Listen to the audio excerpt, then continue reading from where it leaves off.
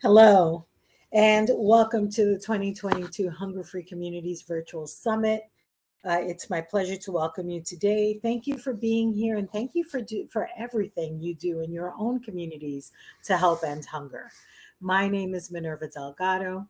I'm the Director of Coalitions and Advocacy at the Alliance to End Hunger. The Alliance is the group behind the Hunger Free Communities Network and this summit.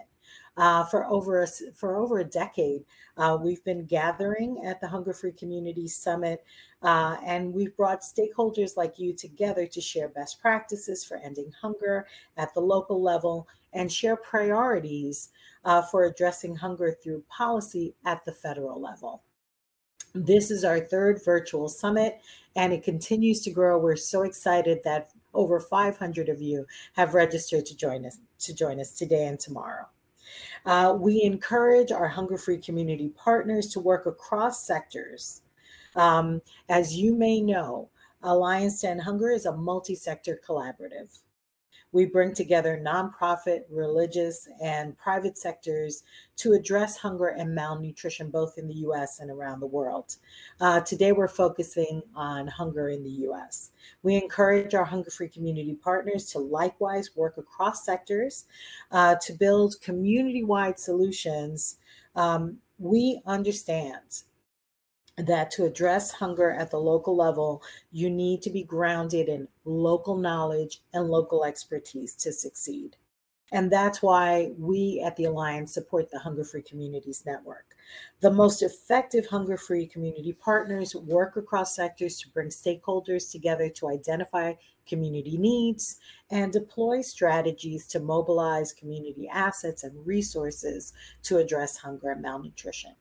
Strategies include community engagement, research and analysis, improving access to federal nutrition programs, increasing access to healthy foods, exposing root causes of hunger, removing barriers for populations at higher risk of hunger, and addressing inequities in the food systems.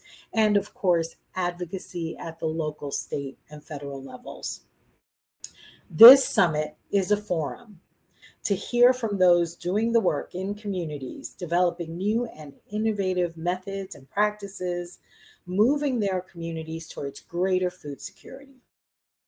By shining a light on them, we expand our knowledge base, we spark creative and innovative ideas, and we continue to create a supportive community of learning and practice. I'd like to take a moment to thank our sponsors who make the summit possible. Many thanks to our major sponsors, General Mills and Instacart. We'd also like to thank sponsors Bread for the World, Feeding America, Islamic Relief USA, Colorado Blueprint to End Hunger, Congressional Hunger Center, DEVRI BV Sustainable Strategies, and Share Our Strength. And now we're going to share this short video from Share Our Strength.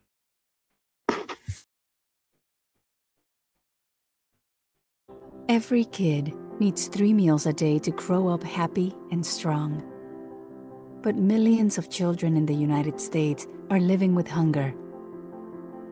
Along with our partners, No Kid Hungry is changing that. Here's how. Helping schools and communities create and run meals programs for kids.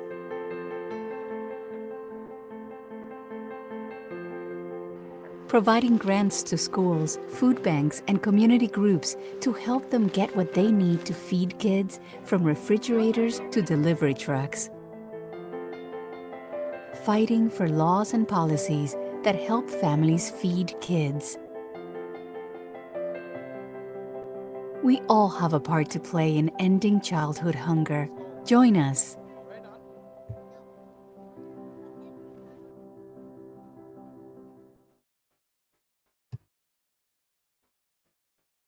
We appreciate our partnership with Share Our Strength as we work together to improve nutrition for children. And again, we appreciate and applaud all of our sponsors for this event. For the rest of this session, you will hear from the Executive Director of the Alliance to End Hunger as well as the Deputy Secretary of Agriculture. And later on, you'll learn more about how to navigate this summit platform. But for right now, I have the pleasure of introducing Eric Mitchell.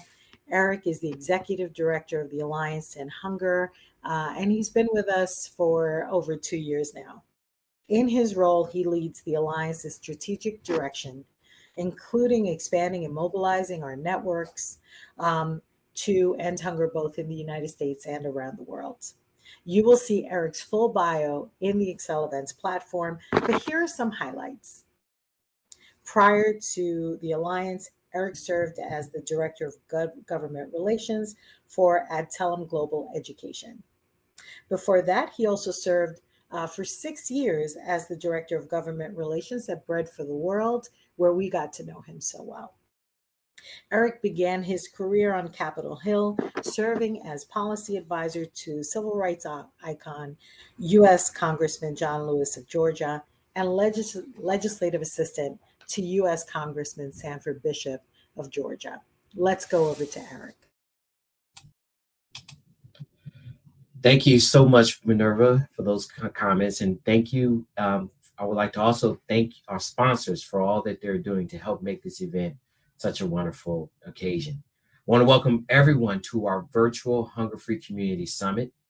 This summit has grown over the years. As many of you know, we were once in person. This summit is something that we've been doing for over a decade. But in 2020, things changed. It changed for everybody. And like many of you, we had to adjust while facing levels of uncertainty. And many of you have also had to reevaluate things under this level of uncertainty. You had to reevaluate your programs and services, often under the reality and pressure of rising costs of food, fuel, and operating expenses. But even in those uncertain times, you never wavered, you never gave up, and you always kept your eyes on the mission. We do this work because we know what's at stake. We know that fundamentally, hunger and malnutrition are reflections of inequality in our communities. We know that hunger and malnutrition negatively impacts health, educational access, workforce readiness, and business productivity for millions of Americans. And while hunger does not have a preferred zip code, nor does hunger care if you're Black, white, Latino, or other, we do know that hunger disproportionately impacts certain Americans. It also disproportionately impacts low-income communities. We also know that hunger is more prevalent in some parts of the country than in others. The cause of hunger in America is complex. Poverty, unemployment, lack of resources such as affordable housing, medical conditions, or lack of affordable health care are all just what we call a few examples of what we call the root causes of hunger in America. But that's why today is so important, and the next few days will be so important. The hunger-free communities play a crucial role in identifying and addressing hunger and malnutrition from a local perspective.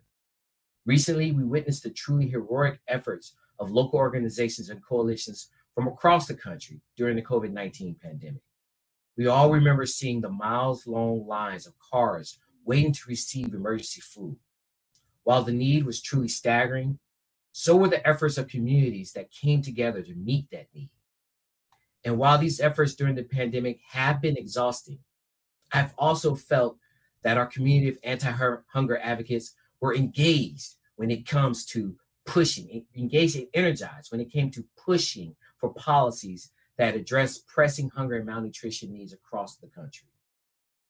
As the Alliance to End Hunger, our state and local partners have been instrumental in our coalition's success. And there are several priorities of the Alliance where our partnerships have made a huge difference. Hunger-free communities were deeply engaged in advancing the White House Conference on Hunger, Nutrition, and Health. Groups like San Diego Hunger Coalition, the Tampa Bay Network to End Hunger, Hunger-Free Vermont, Indie Hunger Network, and others all signed national letters encouraging the White House to prioritize creating local solutions to ending hunger. Many hunger-free communities held their own listening sessions and submitted recommendations to the White House. And we are grateful to certain groups who helped us in our efforts to push this issue. Groups like the End Child Hunger in Alabama and WHEAT in Arizona partnered with us on our own White House listening sessions in June. Other ways the Hunger Free Community Network enhanced our advocacy this year was by standing with us on child nutrition and funding priorities and joining us in key meetings to educate members of Congress. For example, In Hunger Colorado joined us to discuss child nutrition priorities, including the importance of expanding the child tax credit. And the Arizona Food Bank Network joined us to discuss adequately funding nutrition programs with their Senate offices. As we look at what's in front of us, in the next 12 months, we know that we will encounter a turning point that will possibly make a real difference in the hunger landscape of the United States. And I implore everyone here today to stay engaged with our national policies. The Farm Bill, which we will talk about later today, is up for reauthorization next year. And this legislation, as many of you all know, is a crucial opportunity that could put us on track to ending hunger in America. And the recently released National Strategy on Hunger, Nutrition, and Health gives us a multi-sectorial roadmap of how we can tackle food insecurity and malnutrition in our communities. And of course, we all know that there was an election that happened last week. And while ballots are still being counted, there's no doubt that the outcome of the elections is going to influence to what extent hunger and malnutrition are priorities for the next 2 years. But that will depend on how we as a community will engage, not only on the national level, but in our communities as well. I very much look forward to this annual summit every year. And while this format has changed, the mission and purpose has not. Not only is it a valuable resource for all of us to learn best practices and methods to evaluate and address hunger in a variety of contexts, but this is also a time for celebration, a time for us to celebrate of all that you have been able to accomplish over the last 12 months. I will look forward to listening to and learning from many of you in our many sessions and workshops over the next 2 days. And I can't wait to continue this work together as we push for a nation free from hunger. Now it's my pleasure to introduce our keynote speaker today. Dr. Jewel Bronaugh is the Deputy Secretary of the U.S. Department of Agriculture. Prior to her current role, she was appointed as the 16th Commissioner of the Virginia Department of Agriculture and Consumer Services and the Virginia State Executive Director for the USDA Farm Service Agency. Prior to her FSA appointment, she served as the Dean of the College of Agriculture at Virginia State University, with oversight of the extension, research, and academic programs. In 2019, Dr. Bronaugh launched the Virginia Farmer Stress Task Force to raise awareness and coordinate resources to address farmer stress and mental health challenges in the state. And in 2020, she established the Virginia Food Access Investment Fund and Program, the first statewide program of its kind to address food access within historically marginalized communities. We are thrilled to have Dr. Bronaugh with us today, and I thank her for her dedication and leadership throughout the years to ending hunger. It's now my pleasure to turn it over to Dr. Jewel Bronaugh. Thank you so much, Eric, for the kind introduction, and good afternoon, everyone. It's a pleasure to be here at the Hunger Free Community Summit. And it certainly seems fitting that all of you are joining virtually from across the country, because the struggle that we're here to discuss needs to be fought in every community. Certainly, it will take all of us, government, stakeholders, nonprofits, and corporations alike, to find meaningful and lasting solutions to ensure food and nutrition security for everyone.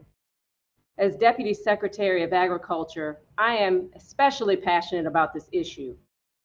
And knowing that there are so many of you who are gathered here today to champion the change our communities and families need certainly gives me great hope for the future. I've heard a lot about your tireless efforts to find solutions, and I just thank you for being steadfast advocates in this important work.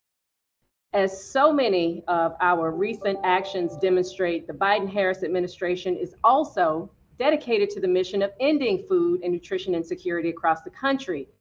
And in fact, at USDA, we are making it a priority to fundamentally transform the nation's food systems. Many of you have been our partners in this work, and it is because of these types of partnerships that we are confident that this change will come. Earlier this year, Secretary Vilsack shared why a transformed food system is part of how we as a country become stronger in the face of the challenges and threats ahead. Realizing this vision means that our food systems will be better equipped to respond to climate issues and other disruptions to global supply chains, while at the same time strengthening community access to nutritious foods and economic opportunities. A key element of the department's approach to food systems transformation is inclusivity and community engagement to ensure that every American can have a healthy, nutritious diet. President Biden also recognizes the importance of our collective mission. And that's why, as Eric mentioned, he hosted the White House Conference on Hunger, Nutrition, and Health in September. And I hope many of you were able to participate. At the conference, we released a national strategy detailing the actions our federal government will take to drive solutions to these challenges. But we know the federal government cannot do this alone, which is why the administration also announced more than $8 billion in new private and public sector commitments from business, civic, academic, and philanthropic leaders across the country working to end hunger and increase healthy eating and physical activity by 2030. Because we recognize, just as you do, that for America to continue to be a leader on the global scale, we must prioritize the health and well-being of our people. If successful, this mission will mean that fewer Americans experience diet-related diseases like diabetes, obesity, and hypertension. But this conference was only the beginning.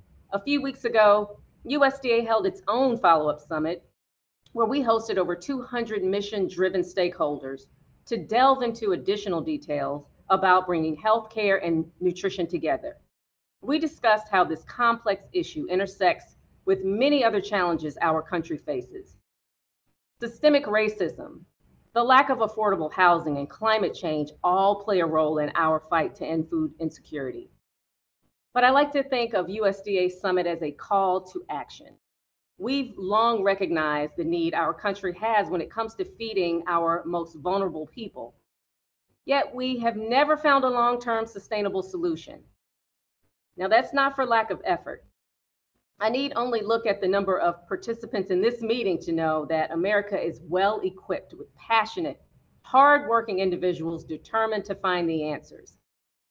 I know the moment is now. Now, and I say this with the confidence of a dedicated USDA workforce and all of you behind me, now is the time. The time to face this issue head on. The time to ceaselessly bring together partners from every corner of this country, from farm workers to families and from teachers to trusted organizations. And the time to once and for all end hunger and food insecurity in this country.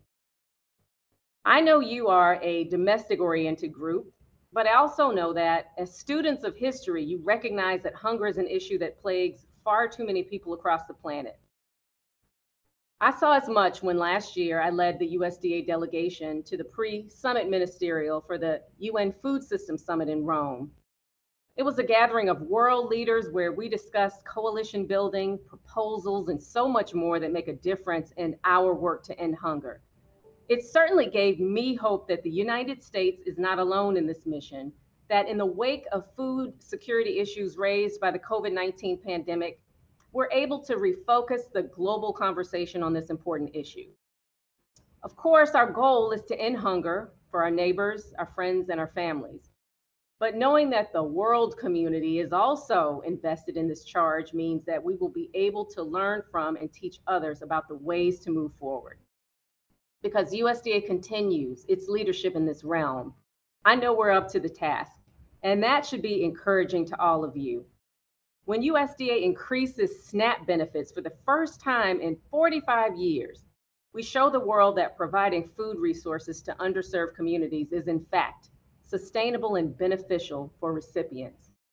When USDA pushes to modernize WIC, make it flexible, expand eligibility, and update the food package to deliver the healthiest food for our pregnant and new moms, babies, and children, we emphasize our belief that maternal and child health build a strong start for our babies. And when USDA works to improve school nutrition, we commit to brighter futures for our young people and their loved ones. I am proud of these efforts because all of us here today know how much they matter, not just to the child who can focus on classroom learning instead of his or her grumbling stomach, not just to the parents who don't have to choose between feeding their families and buying medicine, but for all of us.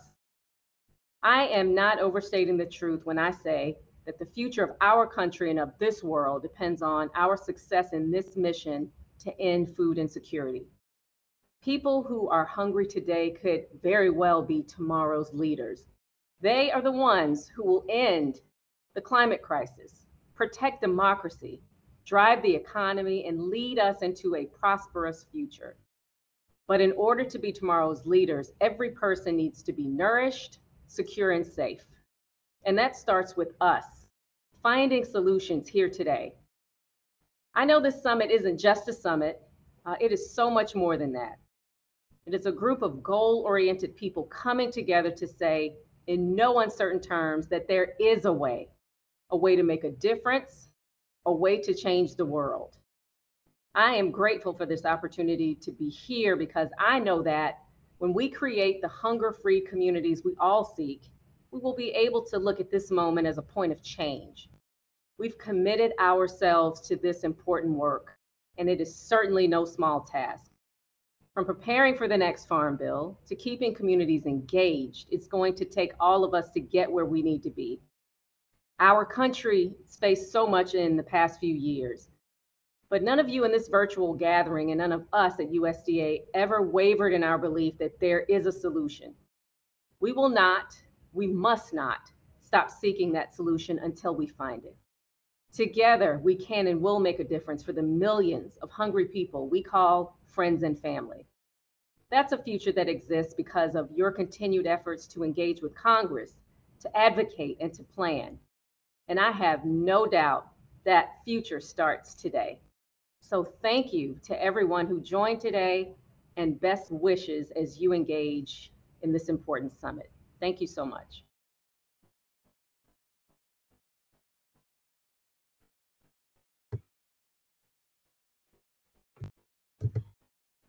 Thank you so much, Deputy Secretary Bronaugh. It's such a pleasure to have you with us today. We so appreciate your leadership, and we so appreciate our relationship with USDA and the great work that it's doing. Thank you. During the rest of the summit today, over the next 2 days, we have planned interesting panels on the results of the midterm elections, on the White House Conference on Hunger, Nutrition, and Health. And attendees will have 19 workshops to choose from, with topics ranging from the racial wealth gap to policies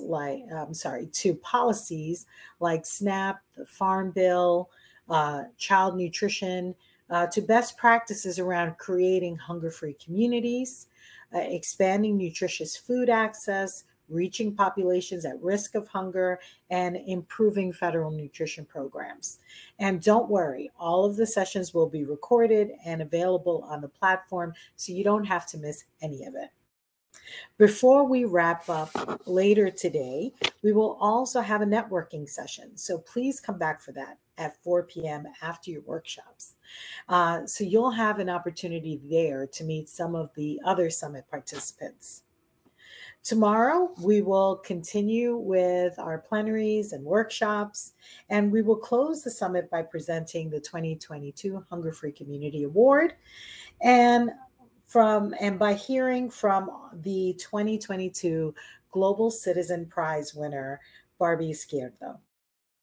We also have on-demand videos for you to watch at your convenience on a variety of topics, which should interest you, including highlights from some of our partners on the work they've been doing, nutrition education topics, food security in Puerto Rico, the child tax credit and the importance of that, a food bank